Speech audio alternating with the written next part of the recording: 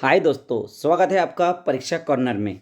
मैं निखिल जाखड़ लेकर आया हूं आपके लिए 2017 और 2016 एमपी कांस्टेबल में पूछे गए सारे GK, MP GK, all over India GK के क्वेश्चन। जो भी एमपी कांस्टेबल के एग्जाम पे जितने तरह के जीके क्वेश्चन आते हैं आपको पता होगा, इसका कोई डिसाइड सिलेबस नहीं है। एमपी जीके भी पूछा जाता है, इंडिया जीके और वर्ल्ड जीके भी पूछा जाता है, हिस्ट्री, इकोनॉमी, जियोग्राफी, हर जगह से क्वेश्चन आते हैं, प्लस करंट अफेयर के भी क्वेश्चन आते हैं। तो आपको ये वीडियो बहुत ज़्यादा हेल्प करेगी कि किन मेन टॉपिकों से, स्टैटिक जीके से भी बहुत सारे क्वेश्चन आते हैं। तो जितने भी स्टैटिक जीके के टॉपिक्स होते हैं जहाँ से क्वेश्चन पूछे जाते हैं वो आपको इस वीडियो में देखने को मिलेंगे। तो इससे आपको हेल्प होगी कि आपको कौन से टॉपिक को पढ़ना चाहिए, क्योंकि टॉपिक चेंज नहीं होंगे, क्वेश्चन जरूर चेंज हो सकते हैं लेकिन टॉपिक चेंज नहीं होंगे।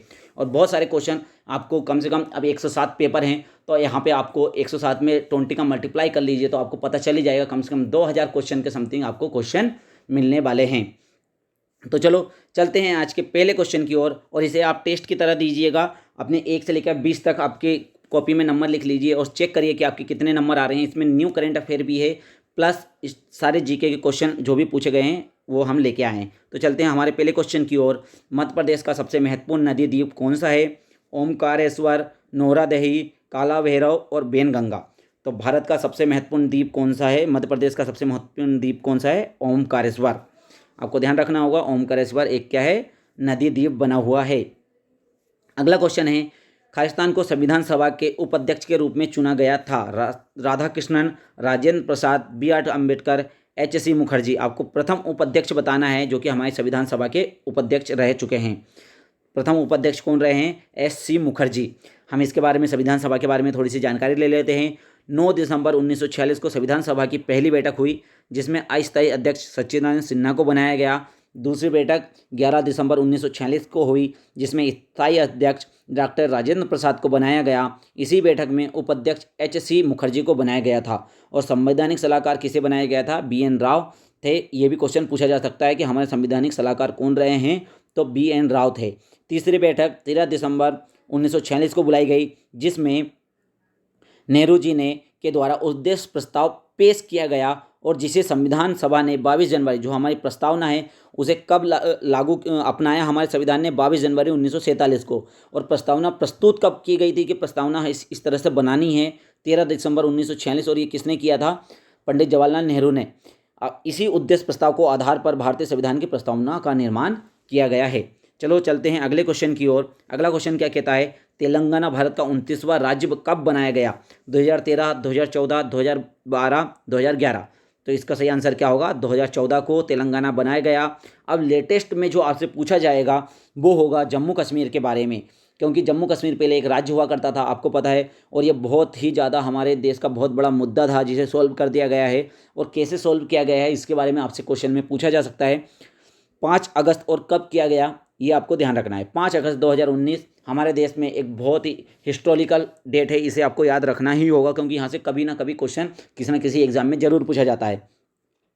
5 अगस्त 2019 को भारत के राष्ट्रपति ने संविधान के अनुच्छेद 370 के क्लॉज 1 द्वारा प्रदान की गई शक्तियों के अभ्यास से संविधान में जम्मू और कश्मीर के आवेदन आदेश को 2019 जारी किया गया था। इसमें जम्मू और कश्मीर राज्य को 2 नए केंद्र शासित प्रदेशों में बांटा गया, जम्मू कश्मीर और लद्दाख।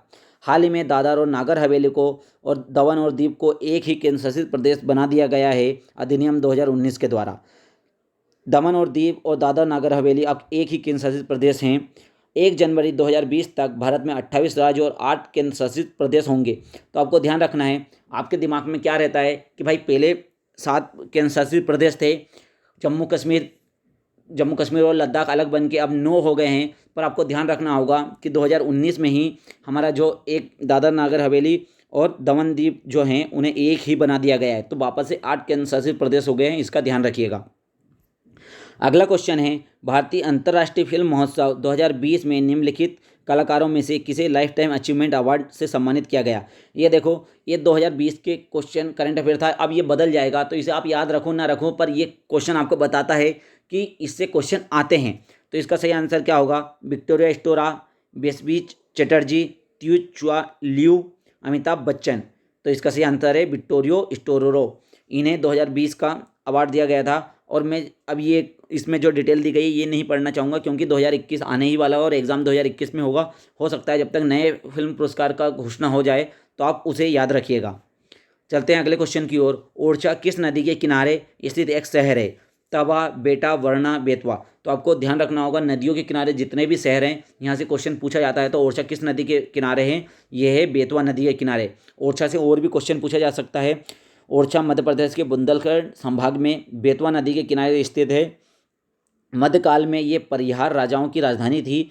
मुगल बादशाह अकबर में के समय ये राजा मधुकर शाह की थे और परिहार राजाओं के बाद ही ओरछा चंदेलों के अधिकार में आ गई। तो यहाँ से सभी जगह से ओरछा के बारे में क्वेश्चन बनते हैं, क्योंकि एमपी जीके के अंदर ये बहुत बड़ा क्वेश्चन बनते हैं यहाँ से, है ना। चलते हैं अगले क्वेश्चन की ओर। Shri Singaji thermal power project कहाँ स्थित है? खंडवा, कटनी, सिवनी, आगर मालवा। तो Shri Singaji thermal power plant जो है वो खंडवा में है। मैंने आपके लिए यहाँ पे जितने भी हमारे मध्य प्रदेश के अंदर थर्मल पावर प्रोजेक्ट हैं वो सभी यहाँ पे लिख दिए हैं। तो कौन कहाँ पर है उसको आप एक बार देख लीजिए। सतपुड़ा की बात करें तो ये बैतूल में है, पतरखेड़ा, ठीक है। और संजय गांधी बारासिंह ये स्थानीय उमरिया में है। अमरकंटक फर्स्ट, अमरकंटक सेकंड ये शहडोल और उमरिया में अलग अलग जगह पर है।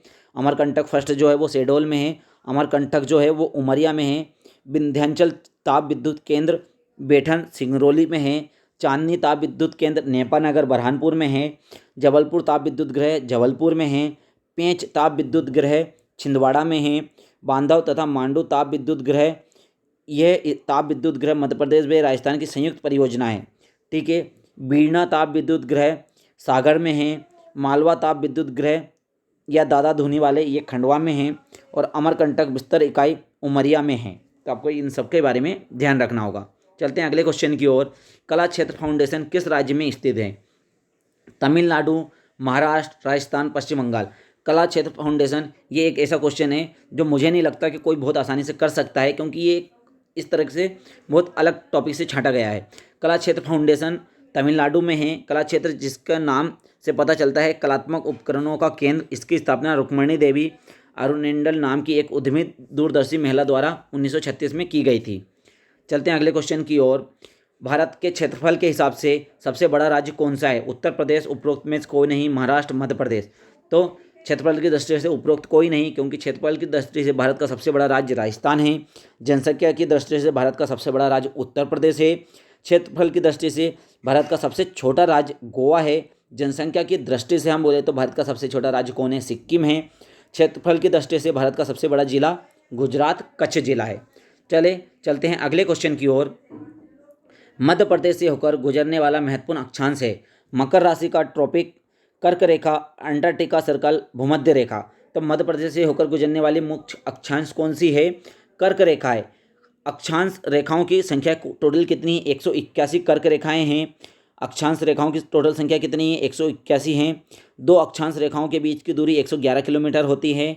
भूमध्य रेखा के उत्तर में 23.5 डिग्री अक्षांश को लेटीट्यूड लाइन को हम कर्क रेखा कहते हैं या कैंसर लाइन बनाया जाता है, जबकि दक्षिण में, है ना, नॉर्थ की हम बात करें तो 23.5 डिग्री अक्षांश मकर रेखा कॉपरिकॉन लाइन बनाई जाती है। तो आप ये मध्य प्रदेश में देख सकते हैं, हमारी कर्क रेखा को देख सकते हैं। ये कर्क रेखा कितने राज्यों से गुजर रही है? ये 8 राज्यों से गुजरती है। आपसे यहाँ से भी क्वेश्चन पूछा जा सकता है। गुजरात, राजस्थान, मध्य प्रदेश, छत्तीसगढ़, झारखंड, पश्चिम बंगाल, त्रिपुरा और मिजोरम। आपको इसमें क्वेश्चन आता है कि किस राज्य से नहीं गुजरती। जैसे कभी कभी बिहार से पूछ लिया जाता है तो बिहार से ये नहीं गुजरती है, झारखंड से गुजरती है, ठीक है, ध्यान रखिएगा। और सीक्वेंस भी कभी कभी पूछ लिया जाता है कि किस सीक्वेंस में राज्य आते हैं कर्क रेखा में। तो चलो चलते हैं अगले क्वेश्चन की ओर। ओडिसी एक शास्त्रीय नृत्य है। तमिलनाडु, आंध्र प्रदेश, ओडिशा और केरल। नाम से ही हमें पता चल रहा है ओडिशा, लेकिन यहाँ पे इंपॉर्टेंट जो जानकारी है वो हम बता देता हूँ। भरतनाट्यम तमिलनाडु का शास्त्रीय नृत्य है। कथक उत्तर प्रदेश का, कथकली केरल का, कुचिपुड़ी आंध्र प्रदेश से, मणिपुरी मणिपुर से, ओडिसी उड़ीसा से, सत्रिया असम से और मोहिनी अट्टम केरल से। ये हमारे शास्त्रीय संगीत है, वो शास्त्रीय नृत्य सारे, जो कि अलग अलग क्वेश्चन पूछे जा सकते हैं। अगला क्वेश्चन है, निम्नलिखित में कौन सा दूसरा प्रशासनिक सुधार आयोग अध्यक्ष था? बिरप्पा मोइली, नटवर सिंह, एम.एस. माशुक, इनमें से कोई नहीं। तो दूसरा प्रशासनिक सुधार आयोग बिरप्पा मोइली इसके अध्यक्ष थे। प्रथम प्रशासनिक सुधार आयोग कब आया था? 5 जनवरी 1966 को मोरारजी देसाई की अध्यक्षता में प्रथम प्रशासनिक सुधार का गठन किया गया था। बाद में मोरारजी देसाई के केंद्रीय परिषद में शामिल हो जाने की वजह से के हनुमंतैया को अध्यक्ष नियुक्त किया गया। द्वितीय प्रशासनिक सुधार आयोग 31 अगस्त 2005 को सरकार के कर्नाटक के पूर्व मुख्यमंत्री वीरप्पा मोइली की अध्यक्षता में द्वितीय प्रशासनिक आयोग का गठन किया गया। चलते हैं अगले क्वेश्चन की ओर। प्रधानमंत्री नरेंद्र मोदी के सूट के नाम के साथ सोने के पिन स्ट्रिप में कसादीकारी निम्नलिखित शहरों को नीलामी की गई थी। नई दिल्ली, मुंबई, वाराणसी, सूरत। आपको पता होगा 2017 में ये बहुत ज़्यादा हॉट टॉपिक रहा था कि प्रधानमंत्री मोदी ने एक सूट पहना था जो कि पूरी सोने की कसादी से बना हुआ था और उस पर मोदी मोदी लिखा हुआ था। तो उसकी नीलामी की गई। तो वो कहाँ पर की गई? सूरत में। ये आप सूट देख सकते हो, ये सूट था, इस पर मोदी मोदी लिखा हुआ था, नरेंद्र मोदी पूरा, और सोने की कसादी की गई थी। अगला क्वेश्चन है, भारत में राष्ट्रीय दुग्ध दिवस कब मनाया जाता है? 9 सितंबर, 26 नवंबर, 23 जनवरी, 5 जुलाई। तो 26 जनवरी को राष्ट्रीय दुग्ध दिवस बनाया जाता है। तो हमारे 12 महीने में जितने भी मुख्य दिवस हैं वो सब याद करने हैं, क्योंकि हर पेपर में ये क्वेश्चन एक आया है। चलते हैं अगले क्वेश्चन की ओर। भोपाल की जामा मस्जिद का निर्माण किया था शाहजहाँ बेगम, दोस्त मोहम्मद, कुदिसिया बेगम, बाकी मोहम्मद खान। तो जो भोपाल की जामा मस्जिद है उसका निर्माण किसने करवाया था? कुदिसिया बेगम ने। चलते हैं अगले क्वेश्चन की ओर। भारतीय वायुसेना के प्रमुख कौन हैं? Air chief marshal Arup Raha, air chief marshal Rakesh Kumar Singh Bhadauria, air chief marshal Pradeep Naik, air chief marshal BS Dhanoa. तो भारतीय वायुसेना के प्रमुख कौन रहे हैं अभी? Air chief marshal Rakesh Kumar Singh Bhadauria. और जब मैं ये वीडियो शूट कर रहा हूँ उस समय के बारे में मैं आपको बता दे रहा हूँ कि इस समय कौन कौन भारत के प्रमुख हैं। थल सेना प्रमुख की बात करें तो मनोज मुकुंद नरवे हैं। वायुसेना के प्रमुख air chief marshal Rakesh Kumar Singh Bhadauria हैं। नौसेना के प्रमुख एडमिरल करमबीर सिंह हैं। ये करंट अफेयर का क्वेश्चन है तो ये चेंज होते रहते हैं, तो आपको ध्यान रखना होगा इसके बारे में, ठीक है। अगला क्वेश्चन, शक सावंत के आधार पर कौन सा प्रथम कैलेंडर माह है? श्रावण, फाल्गुनी, चैत्र, माघ। तो शक सावंत के अनुसार चैत्र जो है वो हमारा प्रथम माह कैलेंडर है। तो राष्ट्रीय कैलेंडर शक सावंत पर आधारित है। चैत्र इसका माह होता है। राष्ट्रीय कैलेंडर गोग्रियल कैलेंडर की तिथि से स्थायी रूप से मिलती जुलती है। सामान्यतः एक चैत्र 22 मार्च को आता है और लीप वर्ष में ये कब आता है? 21 मार्च को आता है। अगला क्वेश्चन है, निम्नलिखित में कौन सा शहर ऑटोमोबाइल उद्योग से संबंधित नहीं है? चेन्नई, पुणे, पीतमपुर और ईटानगर।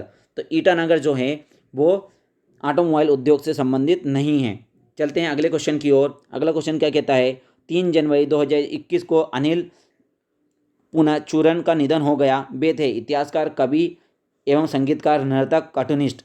देखिए 2021 और 2020-2021 में कोरोना काल के कारण बहुत ही महत्वपूर्ण लोगों की मृत्यु हो गई थी, तो उससे रिलेटेड क्वेश्चन बन सकते हैं। यहाँ पे मैंने एक क्वेश्चन लिया है, लेकिन आपको ध्यान रखना है क्योंकि ये इन व्यक्तियों से संबंधित क्वेश्चन पूछे गए थे, इसीलिए मैंने ये क्वेश्चन यहाँ पे रखा है। तो आपको ध्यान भी रखना होगा। 2020-2021 में बहुत महत्वपूर्ण व्यक्तियों की डेथ हो गई है, उन सभी के बारे में आपको पढ़ लेना चाहिए। तो ये कौन थे? ये एक कवि और संगीतकार थे। चलते हैं अगले क्वेश्चन की ओर। मध्य प्रदेश का राज्य पक्षी कौन है? Flycatcher, peacocks, hornbill, Umaria. तो मध्य प्रदेश का राज्य पक्षी कौन है? Flycatcher. अगला क्वेश्चन, मेघनाथ साह एक खालिस्तान थे? अर्थशास्त्री, भौतिक वैज्ञानिक, इतिहासकार और चित्रकार। तो मेघनाथ साह कौन थे? एक भौतिक वैज्ञानिक थे। अगला क्वेश्चन है, जैन मंदिरों का दिलवाड़ा समूह कहाँ स्थित है? भुज, बड़ोदरा, पुरी और माउंट आबू। तो जैन मंदिरों का दिलवाड़ा समूह कहाँ है? माउंट आबू में स्थित है। ये आज के हमारे सारे क्वेश्चन कंप्लीट हो चुके हैं।